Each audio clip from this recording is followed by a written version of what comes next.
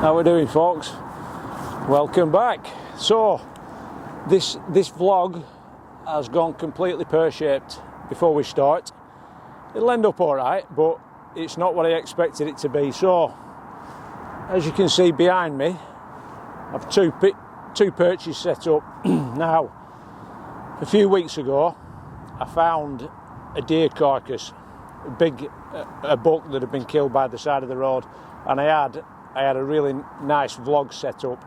I was going to bring it down. Well, I did bring it down, put it down here on the side of the field, and I don't know if you remember, it might even be a couple of years ago now, there was a sheep carcass in this field, and I got some lovely shots of it on the deer carcass in the, you know, like frozen winter time, and you know, the rib cage showing. It looked really good, so I thought I'd do the same. And luckily I found this deer carcass, and I'd filmed part of the vlog, brought it down here probably a couple of weeks ago now, and I came back within a week. I put a trail cam down, so we had the buzzards coming down and feeding, and my intention was to come down and set the hide up and get some really nice footage. So I've come down now to do a bit more filming, and the carcass is gone. It's completely vanished, and I have looked everywhere. I cannot find it anywhere. So who knows? I haven't a clue whether the foxes have dragged it off, but it must have been a team effort. There must have been a few of them, because it was a fully grown buck.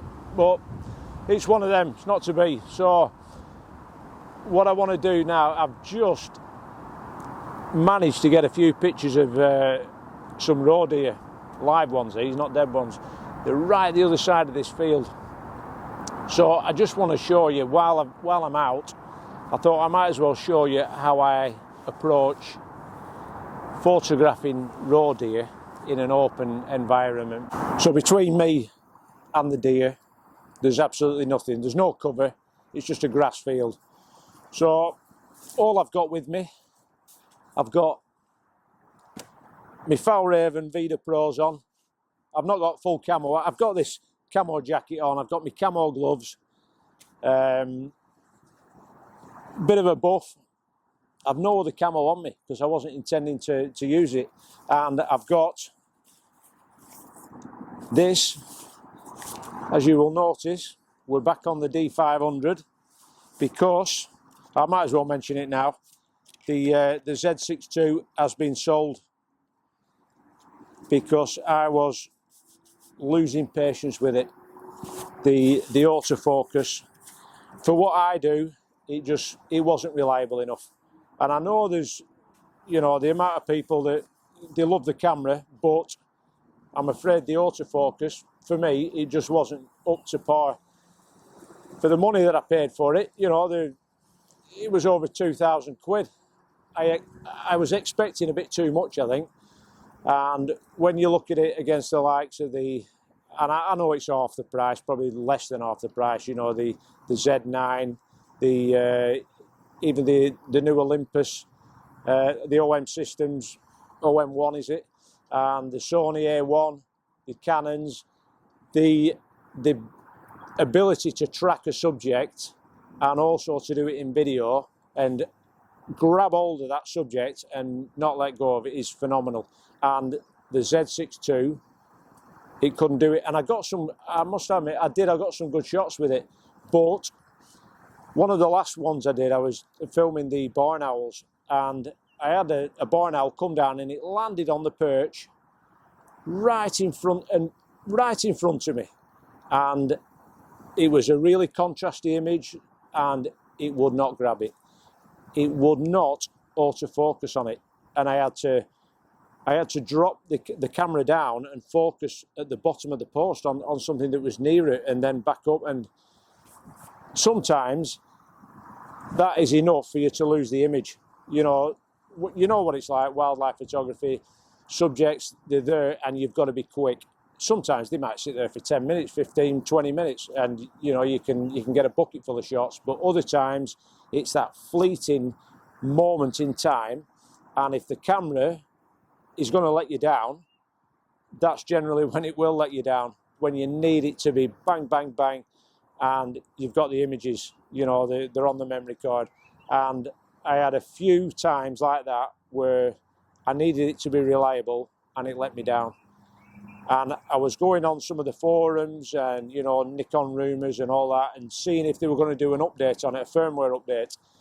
And I was getting the impression that no matter what firmware update they did for the Z6II, it would never be on a par with the Z9 because of the processing power, and it's different hardware in the camera. So, long story short, the Z6II's gone. So we're on the good old faithful D500, and this is a fantastic camera. You know, make no bones about it, this is a reliable camera, and the autofocus, in my view, is better than the Z6II for birds in flight.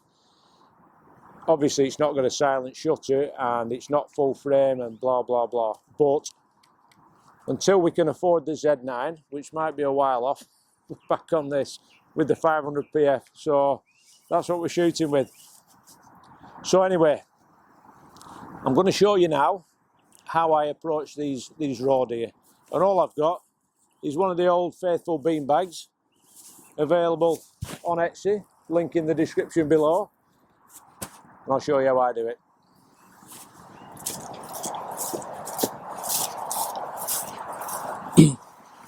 So the one thing you might notice straight away is how windy it is, and that is a thing that you can really put in your favour.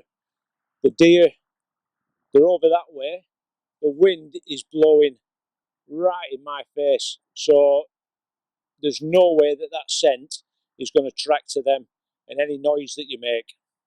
So, like I said, all I've got my bean bag.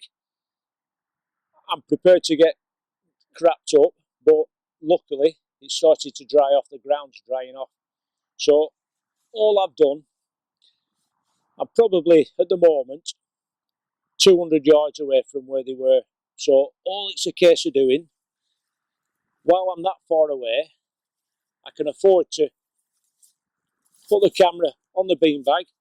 That's why I designed it with the handles, so I can forget about that. I can just hold that, that's all one unit, and then all it's a case of doing is keeping my eyes on the deer.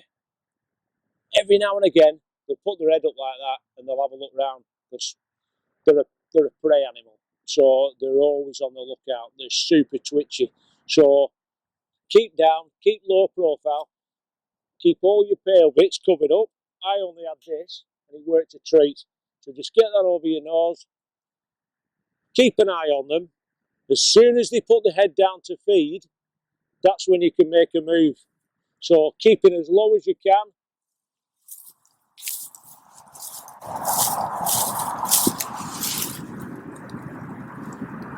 Once they put the head up, stay down, keep your head down, just keep looking. And again, as soon as they put their head down to feed,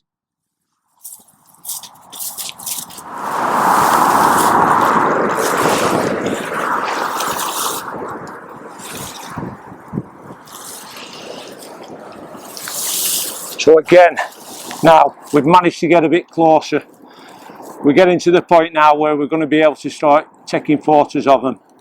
So you want to keep really low. Now, a couple of different ways. You can either hold the camera with the beanbag and just crawl on your hands and knees like so. Thing is, your backside sticks up in the air and anything on the horizon, they're going to see it.